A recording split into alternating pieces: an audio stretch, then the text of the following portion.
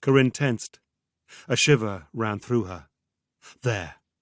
She caught them again. Tremors in the earth. Hoofbeats, now unmistakable.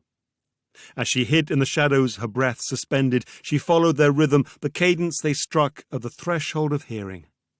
Nearer the hoofbeats came, ever nearer and more distinct. They broke to a gallop. With a sudden sharp burst of noise, a great snapping and splintering of brittle limbs and underbrush, the horse came crashing into the thicket. "Stop!" Corinne shouted. She had no time to run. She couldn't even straighten from her crouch before she was bowled over onto her back. Instinctively, she put up a foot, struggling to boot the animal away. "Get off!" she yelled. "Get off me!" She aimed a kick at the animal's foreleg, but the horse sidestepped and she hit nothing. A blur dropped from the horse's back. Steel flashed, and Corinne felt the point of a sword touch the hollow of her throat. "Oh, sweet She almost rolled out an oath, but it died on her tongue.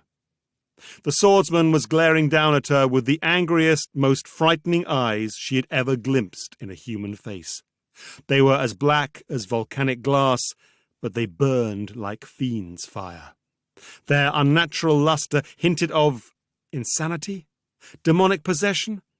She couldn't say what she saw in their depths, but they took her breath away. The man leant in slightly. His weapon nicked the skin of her throat. "No!" Corinne yelled. "Don't!"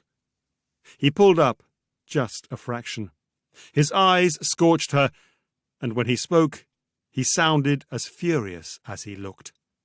"Can you show cause why I should not remove your head at once?" he snapped.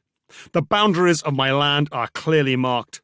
Those who would dare to enter here know the offence they commit and the penalty for it. Do you have a defence to offer?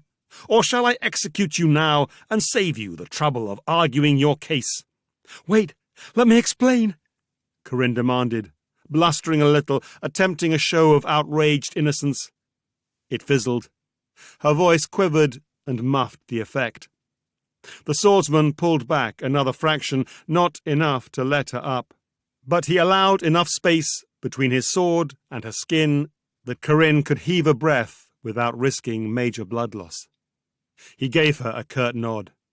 "Whatever you have to say," he growled, "say it quickly." Why'd I tell him I'd explain? She thought, aghast at herself. How do I explain what I don't understand?